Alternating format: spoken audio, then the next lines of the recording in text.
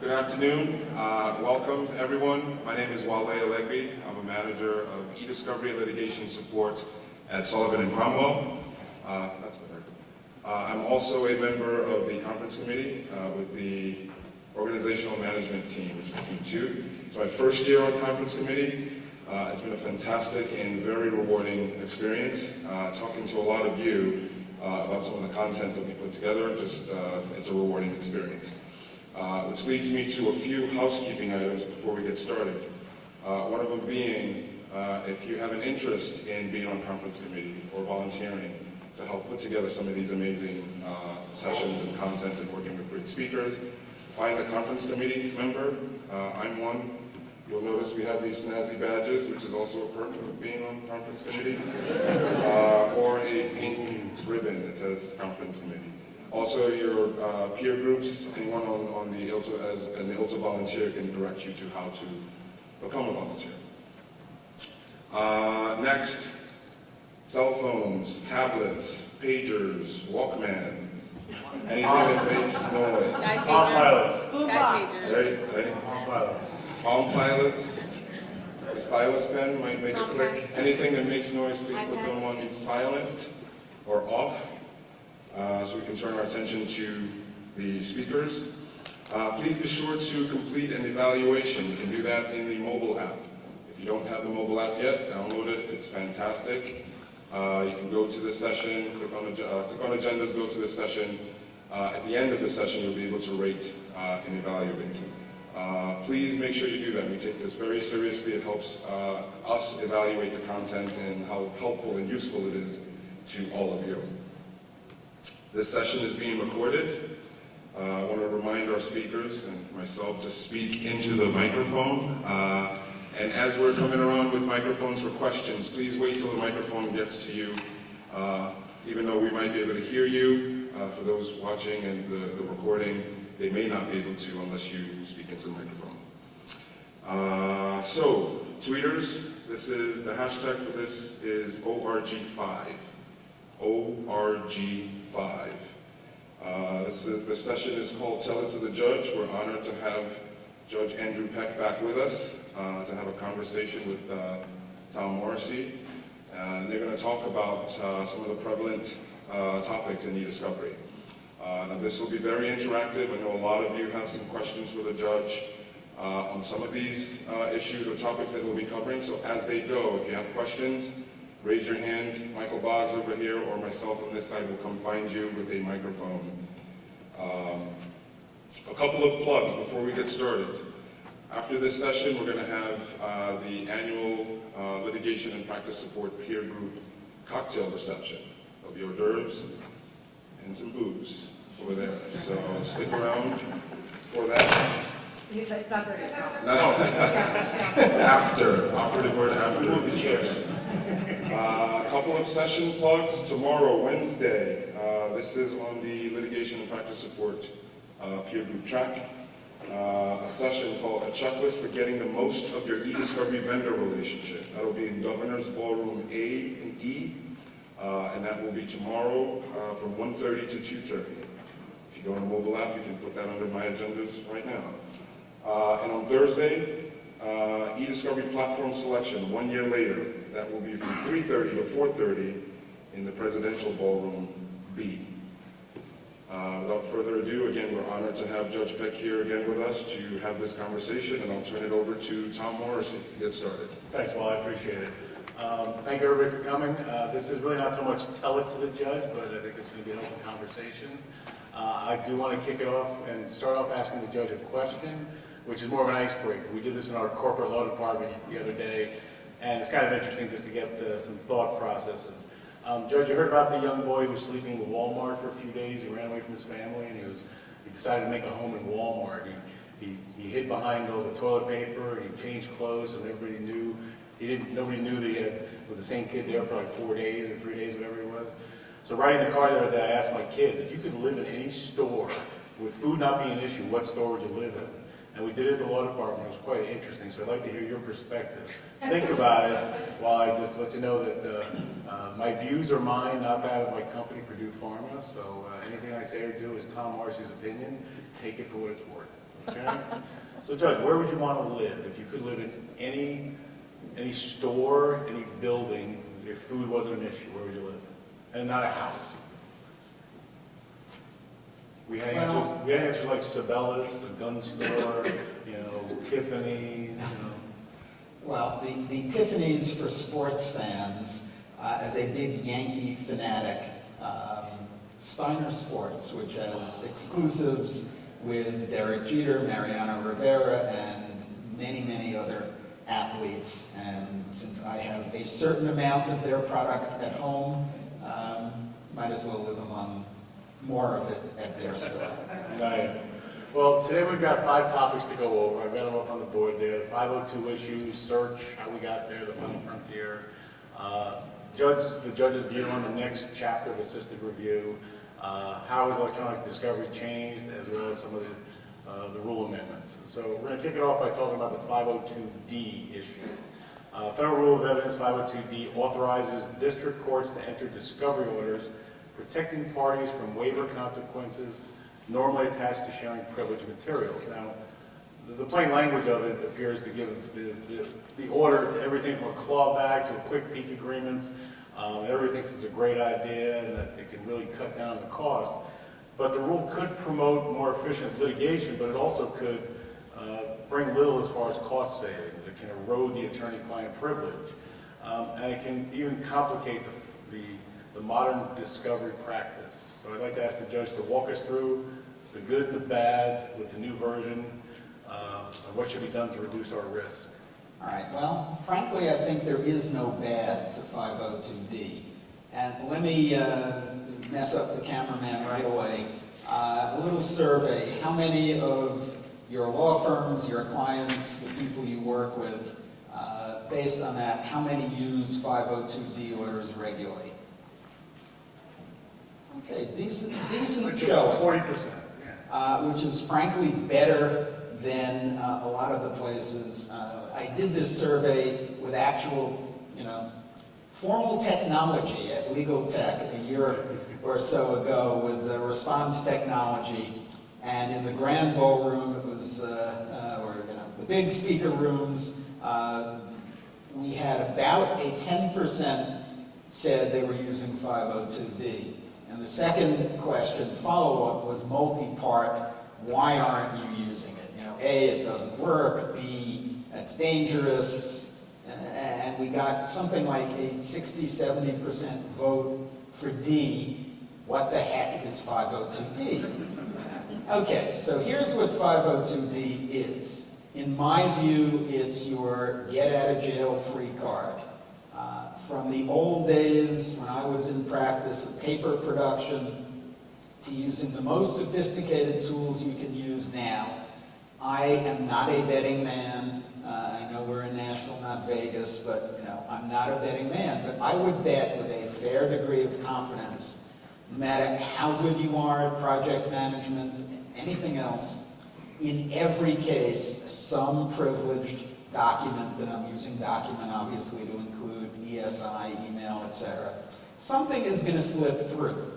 If you don't have a 502D order and you're in federal court, you're under 502B as in boy, where you have to, in order to not have waived the privilege, prove that 1, the disclosure was inadvertent, 2, that you took reasonable steps to prevent disclosure, and 3, that you promptly took reasonable steps to rectify the error. You don't want to be in the position of having to make that motion. Even if you have taken careful steps, you're going to be embarrassed. You're either making a motion and charging the client for it, or you're making a motion and being nice and not charging the client, and maybe you're even going to win the motion. But ultimately, it's an embarrassment.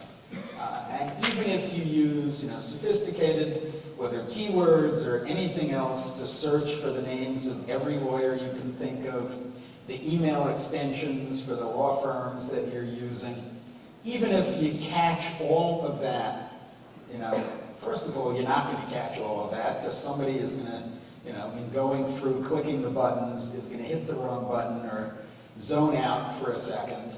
But even if all of that goes perfectly, the email, from business person 1 to business person 2, saying, in the mix of a lot of things, well, Tom advised us to do X, where Tom's a company lawyer. That's going to slip through 9 times out of 10, or at least enough times.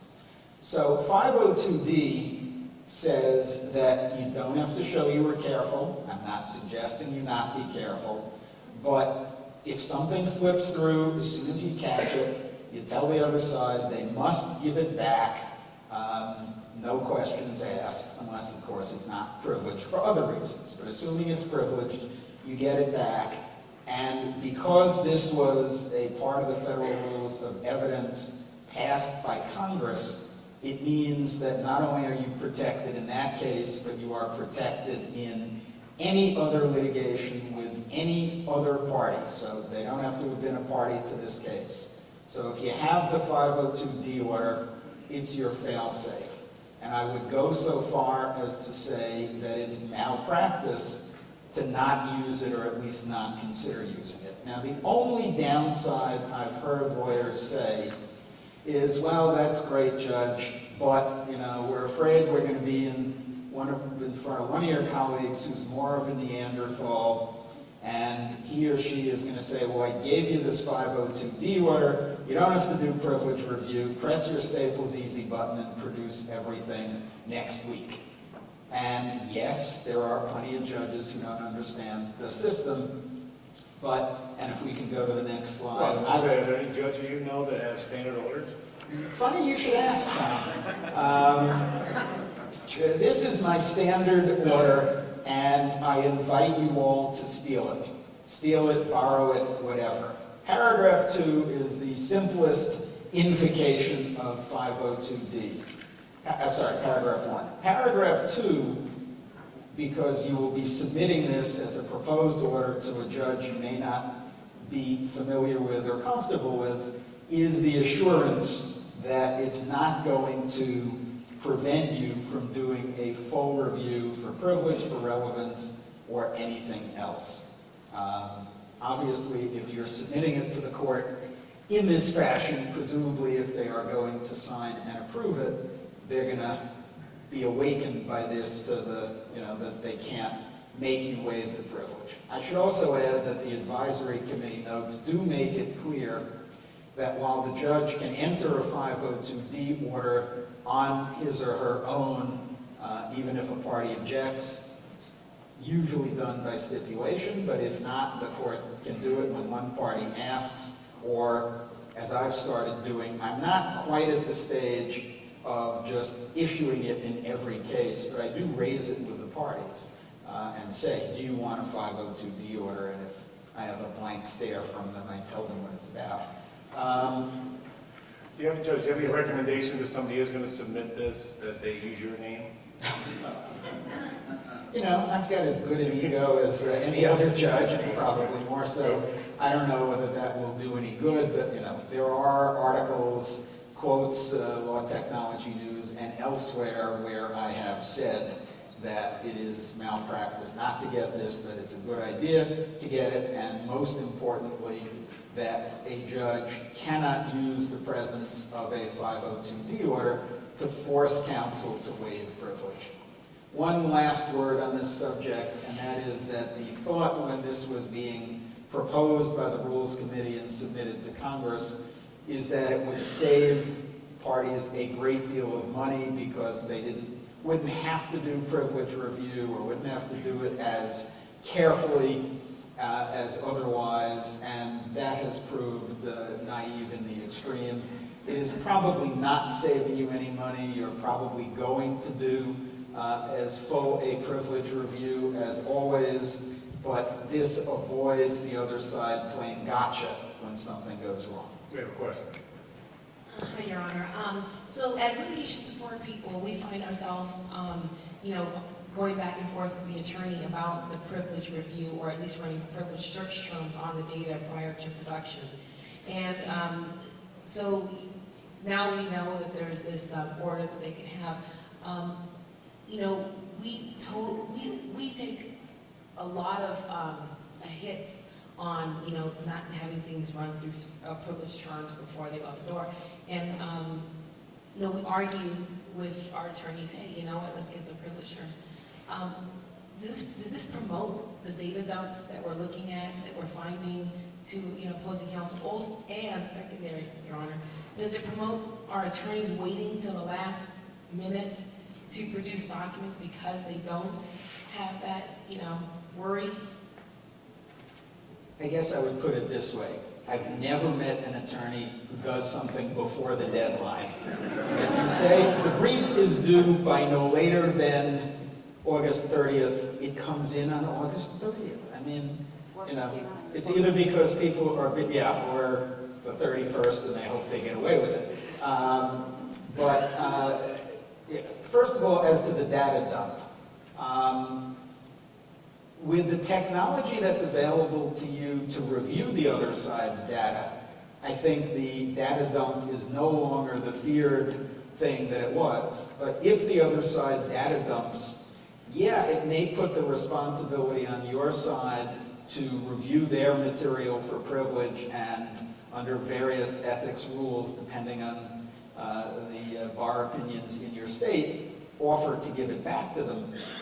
But we do not yet have the Jim Carrey movie, the name of which escapes me, or Men in Black, that's going to erase it from your memory. If the other side is silly enough to not do an adequate protection of their privileged data because they're relying on the 502D order, and therefore they're giving you privileged documents, clap your hands, say yay, thank you very much, and memorize them before you have to, put them in the, box and return it. So I would say, as far as I know, although I've had, had this debate with some lawyers, I cannot find any downside to using a 502D order. Agreed. Any other questions on 502? Okay, we'll move to the next topic. Can we go to slide through? Probably not. No. Okay, good. No. Well, then we'll just leave that one up there for a minute. Next topic to talk about is search. And it's the old, how do we get here? We started off years ago, people like myself who've been around a long year, many years, we used to get a review memo and go through documents with some understanding of what we were looking for. And then we got into the At times, do you remember that great modern invention that we got in like 82 or thereabouts that made our job so much easier? The Post-it note. Post-its. 3M. Thank you, 3M. They're in, I think they're here somewhere, right? I think they're actually here. But yeah, we use Post-its. We, in old days, used to make piles, responsive, non-responsive.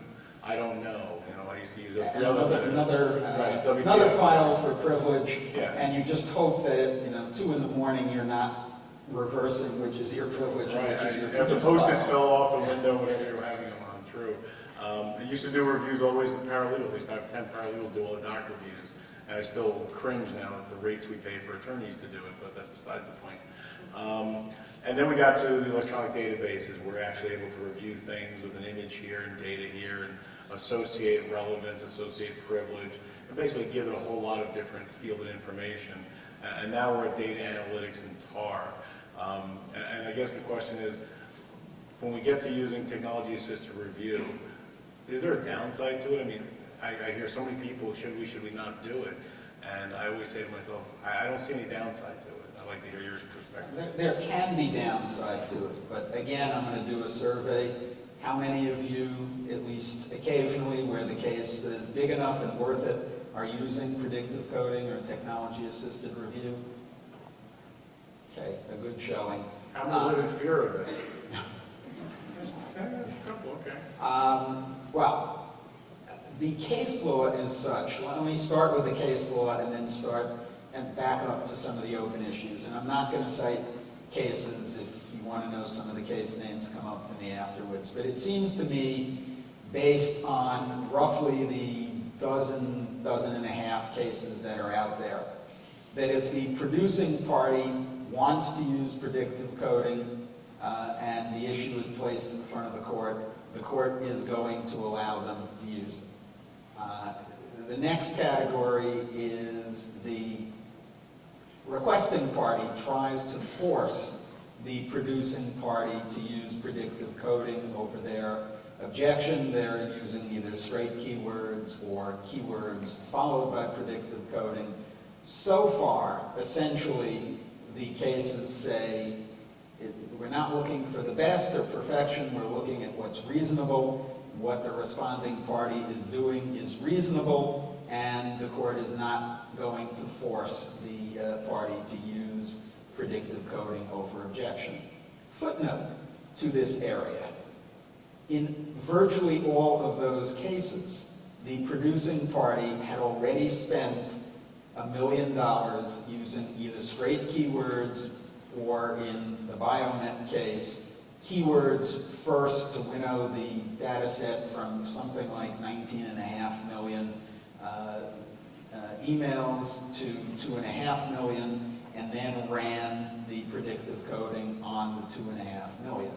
And the opposing party said, hey, wait a minute, if you're doing that, all the keywords that, all the documents that were not found by the keywords because of all the issues we all know about with keywords, that never saw the predictive coding engine, that's not the best way to do it. And the court said, you're right, it's not the best way to do it, but it's okay, it's reasonable under the circumstances. I suspect that a lot of that sort of using keywords to screen first is a result of current vendor pricing models, where companies are able to run the keywords search internally or do it at a different rate, and if they had to run the larger corpus through the vendor for TAR, the cost is astronomical. With competition, that may well come down. Then there's the third group of cases where the courts are actually going so far as to suggest, indeed in one case almost mandate, that the parties use predictive coding. The Hooters case, officially known as EORHB or EOHRB, but it was the sale of the Hooters chain and insurance dispute thereafter. Delaware Chancery Court, Vice Chancellor Lassiter, and it was a very interesting transcript, roughly 65 pages where the parties were arguing and the judge was ruling on motions to dismiss and for immediate summary judgment, etc. And then on about page 65 of the transcript, out of the blue, he says to the parties, I think this would be a good case for you all to use predictive coding, and I mandate that you use it unless you show cause to me why you shouldn't. And by the way, I also suggest you use a common vendor. I can imagine, I was not there, all I know is what's on the transcript, I can imagine the lawyers walking out of the courtroom and each looking at each other and saying, what the hell is he talking about? Why is he forcing this on us? But in any event, that's why I say almost. They actually had the courage to do the right thing, and they submitted to the court a few weeks thereafter an agreement that I forget which was which. One party was going to use predictive coding, and the other party said, we don't think we have enough volume to make it worthwhile. We're not, and the judge approved it. I think we are going, perhaps in 2 years, 3 years, 5 years, going to get to the point where the court is going to say, either you must use TAR and not keywords, or if you're not going to use it because it is the more efficient way of dealing with large amounts of data, that when you come after prevailing, should the case ever get that far, and you ask for cost reimbursement, that the court is going to use that and say, no, you could have done this much more efficiently using TAR. You use keywords and lots and lots of review. Do you think that will really happen, that a judge will do that? I do. Say, you were asking for 500,000, you should have done it for 100, that's all you're getting? Yeah, Good. I do. I like to hear that. We'll see.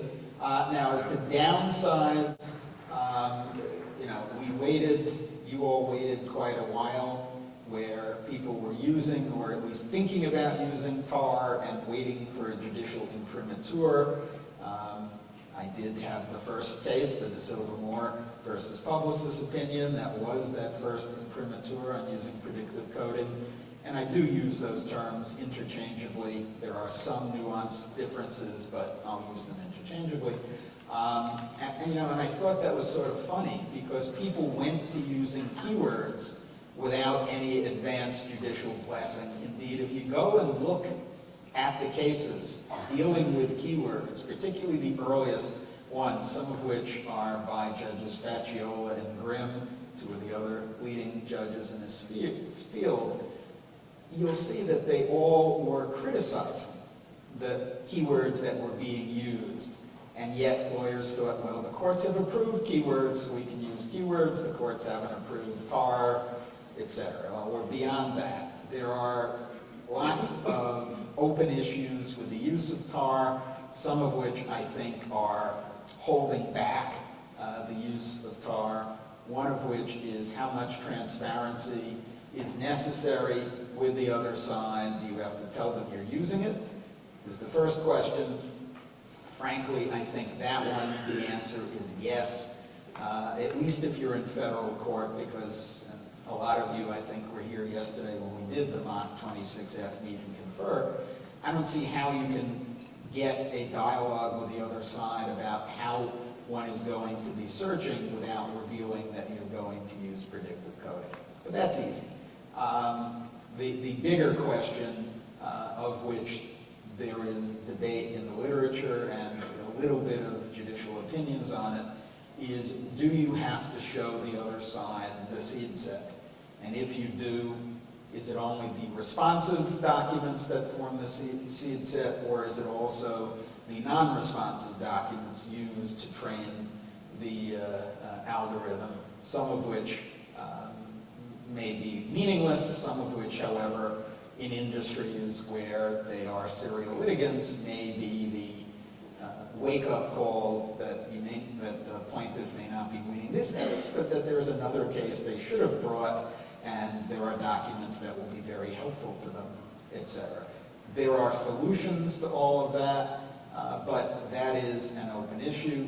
Another open issue is what rate of recall and precision do you have to aim for? Do you have to agree with the other side up front that you're going for whatever, 80% precision in recall or whatever you're going to be doing, or is it sufficient to deal with that at the end of the process, particularly with those vendor systems where the documents are sort of rated numerically from 100, meaning not that it's guaranteed to be responsive, but 100 meaning the computer is 100% confident that what it is doing is the same thing that the reviewer would have done, all the way down to the 0, meaning non-responsive. And the question becomes, and this ties into proportionality, if you see that you've produced 90%, 80%, whatever you're looking for, of the most responsive documents,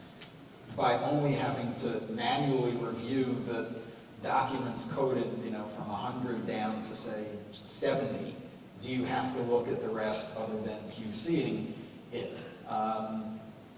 So, that is something that needs to be negotiated or will need to be fought about, and there's no clear answer on any of this. The one thing that is clear from the literature, and Patrick Oot has a session here tomorrow about the study that EDI, the Electronic Discovery Institute, did, and a lot of studies that Maura Grossman, a lawyer at Wachtell Lipton, and Professor Gordon Cormack, who is not a rocket scientist, but a mathematics and computer scientist, they have been doing a tremendous amount of research, first through the TREC studies, the text retrieval track of the National Institute, legal track of the National Institute of Standards and Technology. And their research shows that, first, the so-called gold standard of eyes-on review of every document is not the gold standard by any means, and that predictive coding, TAR, when done right, has a much better and much cheaper result than manual review or keywords or anything else. So there is literature out there, some of which I cited in the DeSilva-Moore opinion, some of which is more recent than that, and I think where the case is appropriate for it, obviously it's not appropriate for every case, but that you all and the people you're working with should feel comfortable using predictive coding and should not let some of these open issues get in the way of it if it is going to be a better system and perhaps equally important, a much cheaper method than doing it with keywords and manual review. I might just respectfully disagree as far as making sure we tell the other side how we're doing our TAR. I think that it only becomes an issue when it becomes an issue. But we can. Where do you think the next version of technology-assisted review? We've talked about, everybody's talking about information governance, having things behind a corporate firewall, being able to do culling and reducing the scope before the collection out to the law firm or the vendor. In your reading and your hearing, everything, where do you see the technology-assisted review headed? Well, I think, I'm not sure. Get your it's- magic ball out. Yeah, I know, predictions. Predictions for predictive coding. The more the corporate client uses info governance to reduce the material that is not a corporate record, that is outdated, that is just pure garbage, all the emails from ESPN, all the NCAA pool emails going back and forth within the firm, the umpteen emails, chains, when are we going to lunch? Where are we going? I'm running 5 minutes late. Where should I meet you? Et cetera, et cetera, et cetera. Obviously, often that has to be reviewed in one way or another during the discovery process and then called out. If companies are able to get rid of that and get their records management, their information governance improved before they're in litigation, it will make the use of predictive coding or whatever is going to become the next magic system infinitely cheaper and better. Now, I suspect this is something you can talk to better than me. I think there is a lot of talk about information governance currently, but there still has to be the money and the person power to really implement it in companies. And I met this morning with Jason Barron, who's got his information at the IGI group, and that's one of those big questions of, are companies going to go out and invest the money in cleaning up the disposition of data and effectively managing their documents? I mean, law firms by your nature, when I used to work at a law firm, our product was documents, or is documents, and that's what you get paid on, is all the briefs and the motions and everything you do. Where that's not what we do. We manufacture drugs, and everything associated with that is regulated in a system, but everything else is just being piled up, as we talked about. It's in the big bin out in the back or in the closet. It's just filling up. But if it was real paper, we'd be worried about it because we fill up this room. But since it's all electronic, it's like, well, we don't have time to clean it up. We'll get to it one day, and more and more that day, we just keep pushing it off. well, where that day comes when you're under pressure in litigation to get it done quickly because some judge is saying, go, go, go. Go dump all that stuff out. And I know we talked about some other, how courts should get involved in dictating how even documents should be reviewed. That was the second piece of it I didn't get to before. And I think you talked about the progressive casualty case, is that the one? Talking about coding. Well, was against the principles? there was, I guess this goes back to something I said yesterday, which is be careful what you agree on. Biomet was one, because there are sort of these three cases that are inconsistent but really consistent if you think about it. In the Biomet case, which was a product liability case, it's the one I referred to, where the party, the defendant, used keywords to winnow the field down, and then on the 2.5 million remaining emails, use predictive coding, and the court said yes. Right. In the Progressive case, the parties had agreed on a protocol that involved keywords followed by manual review and production. And when one party was months behind the production obligation, they turned to the other side and said, we're never going to get this done on time. We want to now use predictive coding, but only on the results that were the positive keyword hits, which we know are overbroad. It's about 500,000 documents. And the other side said, whoa, wait a minute, we agreed on certain keywords. In order to get your volume down, you agreed you would then review it and quickly produce it. If you want to use predictive coding, we would think about letting you use it, but only if you went back to the original corpus before the keyword screening. And the producing party said, no, I'm not going to do that. Let's go to the judge. And the judge basically said, predictive coding is terrific. It's better than the alternative, but you agreed to do it this other way. You don't want to do, the compromise of going back and using predictive coding ab initio. You only want to use it on the keyword results. So I'm holding you to your original deal. You can't use predictive coding. The third of this little trilogy, and they're all from different courts all over, is, I think it's Bridgestone versus IBM from a judge here in Nashville, as a matter of fact, Joe Brown, magistrate judge. And that very same issue came up in front of him. The parties had agreed on keyword searching, and partway through the system, one of the parties, the plaintiff, said, this really isn't working. We'd like to use predictive coding. And the judge held a hearing and then issued a very short opinion, which basically said, unlike Peck, I don't have time to write a long opinion, but, you got yourself in a box. Nevertheless, yes, you can go ahead and use predictive coding. It's better. I understand it's reneging on the deal, but tough. So, careful what you agree to. You may or may not get a do-over if you agree with the other side to do something wrong. It certainly goes back to what we talked about yesterday, which is it's very important for the senior partner types who may have no clue about ESI and how to deal with it to make sure that they are getting the help from all of you in not making mistakes. Yeah, I think early on, and that's part of back to the information governance, is when you start having those 26Fs and those discussions, you know what volumes you're talking about, so you don't put yourself in a box, that you're able to identify the corpus or the scope of what you're proposing for either linear review or TAR review, so that you don't get stuff like that. And unfortunately, the technologists in this room often are in the, they're in the back room and they don't see what's going on at these 26Fs. They're not cognizant, and they're asked to sometimes feed up the information. And hopefully you're asking the questions. Are you getting, a privilege agreement? Are you getting a good 26F? And that's something I always like to talk to our outside counsel about is, have you had that 26F? What are we going to agree to? Because certainly that's one of the best tools out there as far as I'm concerned.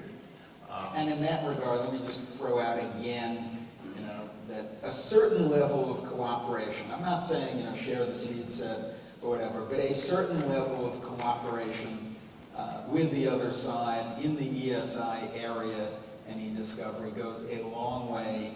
And if your client or your senior partner, your document team, if they're saying, no, I don't want to cooperate, there are two ways to approach it. One is to say, here's my budget estimate with cooperation, and here's the budget estimate so much higher without cooperation. That's number one. Number two, and words, this is one of the reasons keywords don't work too well. We have synonyms, so don't use that kumbaya word, cooperation.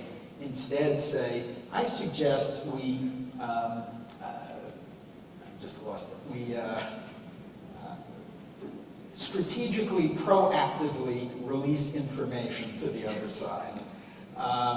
In other words, and it really does. I remember one of the folks who was at Pfizer at some of these type conferences saying that she would go in as the client rep, go into the 26F with the outside counsel, often over the objection of the outside counsel, but she overruled it. I'm the client, I'm paying this, and sit down with the other side and say, look, I know our data map, I know our stuff, here's where the responsive documents are going to be, here are the custodians who are most involved in this project, why don't we start with them? If you want more, we can talk about it later.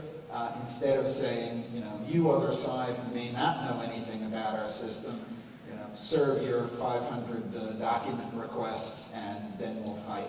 It really can advance the ball. Yeah, Laura Kibbe, great, and I always use her. I channel her when I That's talk to what I our was talking attorneys and about, say, yes. look, I think I was talking to somebody earlier about it. We've got 25 people that they've identified. Well, we're going to preserve all 25, but we're going to collect and process and look at the data for these 15 because they're the core people.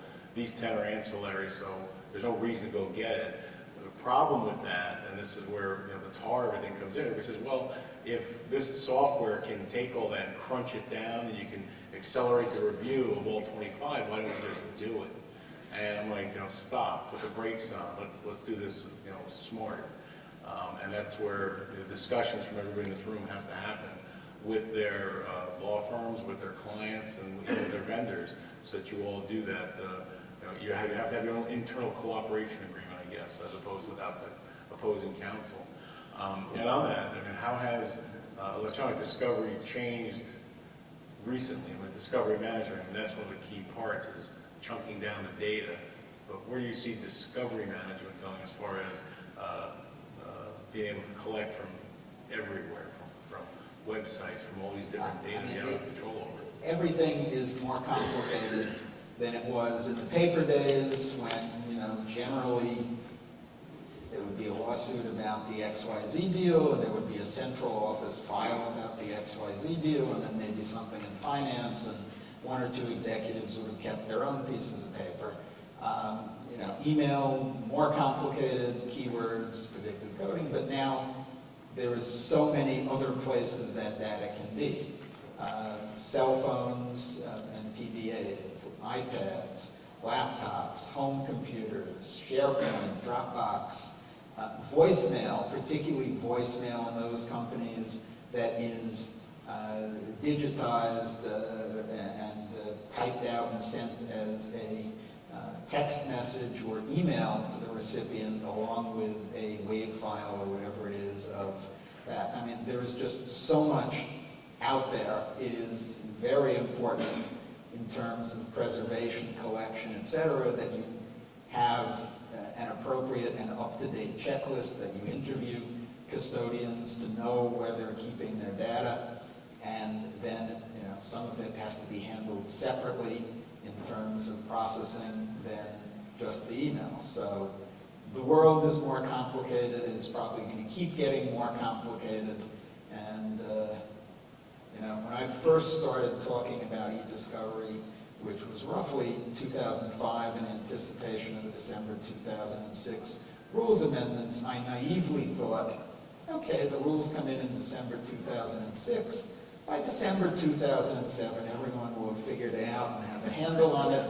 And if I want to, we roll in the same and if direction. I want to go talking somewhere, I'm going to have to come up with some new gig after that point. Well, I'm good on e-discovery as a topic of speeches and whatever till retirement. And no offense, when's that going to be? Okay. I just Judge Fasciola retirement. Yes, I'm much too young. Good. Glad to hear. However, I did walk into one of the bars on Broadway last night with a few people, and everyone else was carded, and I started taking my driver's license out, and the guy says, "You're made to show it to me." I was highly offended. I do have a picture of I got a 10% senior discount at Dunkin' Donuts the other day. And I looked at the woman. I said, I am so angry. She's like, why? I said, because you didn't give this to me yesterday. Before we get off this topic, Yeah. audience questions, comments? concern. You know, you're all in the trenches on this. Am I wrong on any of the? Do you think any one of these people are telling you you're wrong? Sure. I'm Of the only course, one. Eric will. Right. Show me your badge. I know where No, it no, is. no, underneath it. Know it all. Slide. We've experienced when we've had discovery requests that we've gone and collected our documents, and we keep reaching out to the plaintiff to try to negotiate on keywords, which they just basically refuse to do. And then sometimes the judge will just say, you still have to produce everything anyway. Is there any way we can mitigate that, or do you have any suggestions? You know, if the other side is not cooperating, seems to me you should do what you think is reasonable and appropriate, document your choices, and, you know, maybe in two different documents, one that has what choices were made and another that has the potentially privileged why those choices were made. And, you know, as long as you are telling the other side, here are the keywords we legitimately think are going to get you everything that is, well, never everything, but what is responsive to your requests. And if you have other keywords, you know, tell us, et cetera, and the other side says, no, no, no, you just have to do what you got to do, I think they're going to have a very hard time coming to the court later and saying, you know, they should have used other keywords. They may be able to say, you know, now that we've seen the production, there are huge gaps and we can prove that, and then you've got to explain, you know, why there are or fix them or whatever. But I think that puts them in a very bad position. You know, the worst, on the other hand, is when you say, here are the 15 keywords that we vetted and we're pretty confident are the right ones, and the other side says, no, you got to use 500. And there is somewhat what is called the go fish approach to agreeing on keywords. You know, the kids can't go fish. You got any 10s? No, go fish.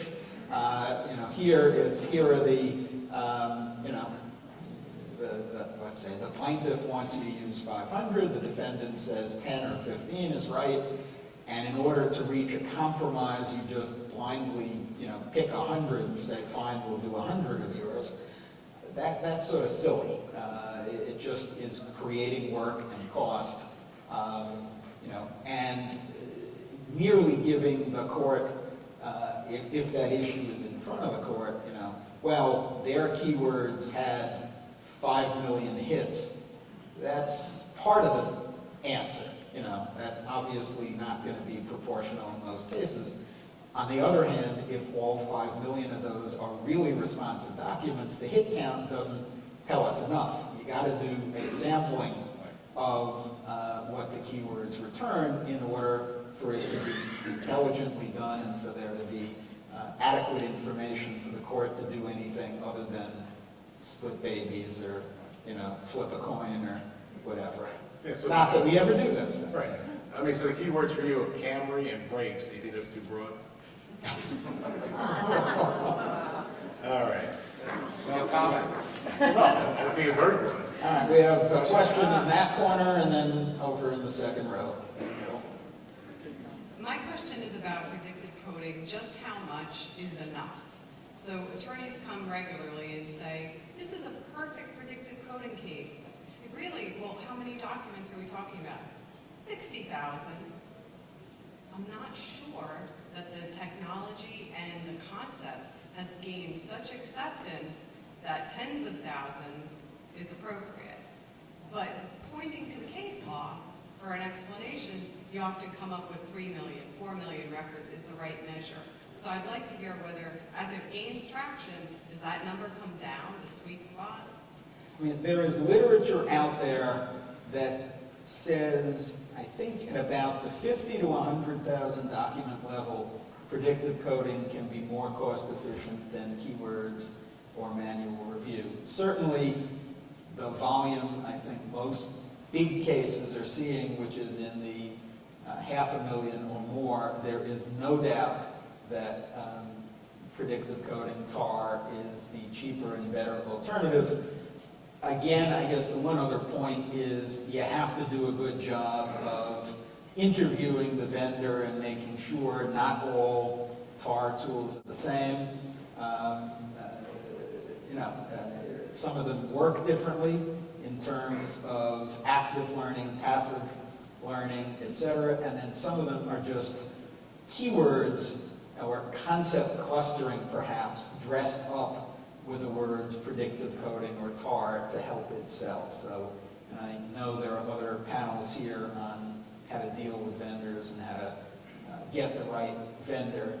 But generally, if it is wordy documents, including emails, Word documents, etc., probably 100,000, maybe even 50,000 is sufficient. Obviously, predictive coding is still word-based and concept-based if you have architectural drawings, if you have photographs, things like that.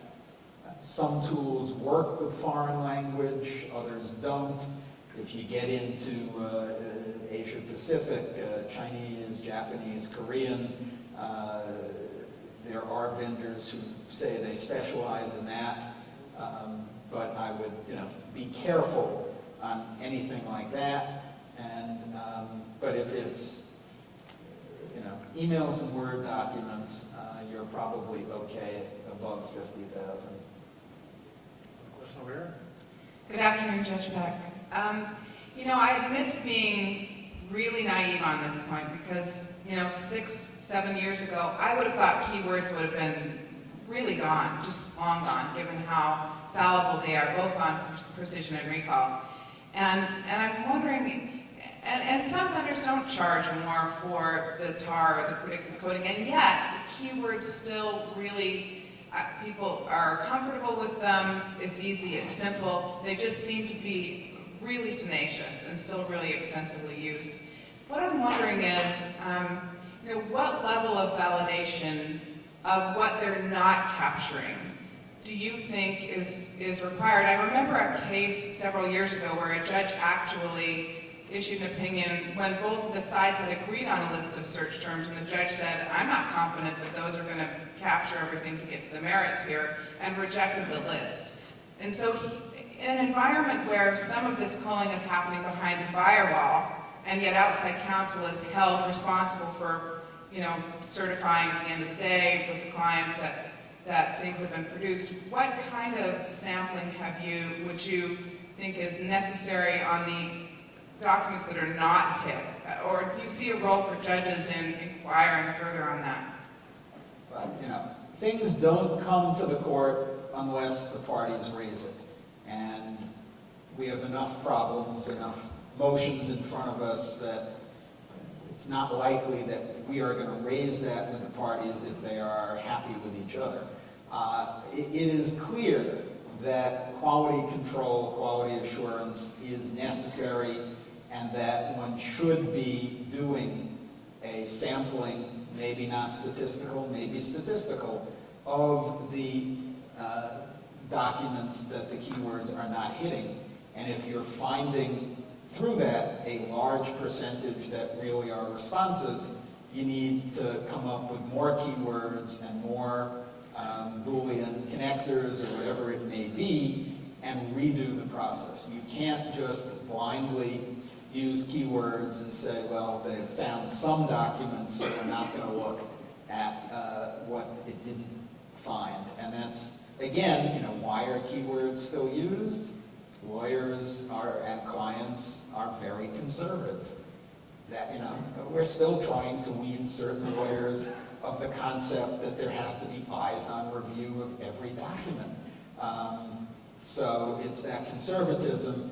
And the interesting thing, and one of the dangers that we're seeing in some of the case law on TAR, is applying standards of precision and recall to that were never used and probably cannot be calculated on manual review. And yet everyone, if you said, okay, we are going to hire, 100, 500, whatever, contract attorneys, paralegals, etc., and put eyes on every review, and our client is willing to do it, the other side is probably going to think it's getting, 99, if not 100% of the documents because of that, and yet the literature shows that that's far from the result. Right. We're running out of time, and I know we've got a couple things. You have a question? Yes. Yeah, sorry. That's okay. Following up on that point, we actually had a matter in front of the government entity, and one of the things that the government wanted from us in the TAR process, two things they wanted from us in the TAR process. One was to see a sample of the said non-responsive documents. We were somewhat reluctant to do that because never do you produce non-responsive documents in any litigation. But for them to validate our TAR process, we agreed to it.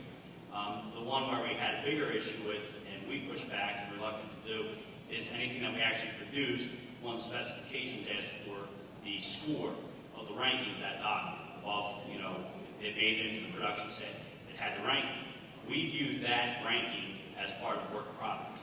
Now, we're fortunate enough to have the government agree with us that that was work product, but if we, just want to know your thought on that, whether the rankings would be something that would be considered, if it came to you, would it be something you would consider work product and shouldn't be provided? So I want to make sure you didn't have to provide them what you didn't look at. We had to, In other words, the unresponsive set. no, we provided them the unresponsive set, a sample, you create batches, we gave them a sample of the unresponsive set in a controlled environment. We let them look at it through our systems, at our offices. Basically, they didn't care about anything else except that they found a murder for hire plot. They said, we will have to report that. So we did allow them to see the non-responsive stuff. But how far back does that go? I mean, what if they say, well, show us what you didn't collect? I mean, how Right. far back do you go? Well, the first answer, of course, is what happens when you're in front of a DOJ or FTC second request. They are the judge, the jury, and the opposing side. So that's a different story, although DOJ is at least very willing to allow parties to use TAR, which is different than some of the other government agencies and many of the private plaintiffs, et cetera. I think a lot of lawyers, you're not going to like this answer, a lot of lawyers think that a lot of what they do in document production is work product, and I'm dubious of that to a certain extent. Certainly if they wanted to know where you stopped to review, again, using the technology system that I was talking about where the rankings, and you can cut off at 70 or 60 or whatever, and determine through sampling that everything else is garbage. If they want to know where you drew that line, I think that's perfectly reasonable. If they want to know for every document you produced what score it had, I'm not sure why they even want that, but I'm also not sure that it's work product. I always find that sometimes what you did is disclosable and is not work product. The why is work product, and that sometimes that's dancing on the head of a pin. I don't have a better answer on this subject than that. Okay, so we've only got about 3 minutes, not even 1 minute, and we still want to go through some of the proposed rule amendments. Are there anybody wants to hit on a quick highlight, or no? All right, it was 26B1, proportionality. Okay. This one. 30 seconds. This is the one that I call the new and improved PR department change of the rule. Proportionality exists in the current rules in 26B2C. The change, among others, is moving that language up to 26B1. Why? I think the advisory committee comments and the committee reports and all the hearings that were held is not only aren't lawyers reading from 26B1 to B2C, but neither are judges. So this is getting it up top, and it's, like the cereal that's new and improved, but it's not the cereal, it's the box. But it does show that the Rules Committee and the judiciary is very gung-ho on proportionality. Of course, it's easier to say the expense of e-discovery should be proportional to the value of the case and the other issues, including societal issues. then to actually make that determination of how much is too much. But this change is, and other changes of language that was deleted from B1, is meant to reduce the scope of allowable discovery and push more for use of proportionality in cutting down the amount of discovery.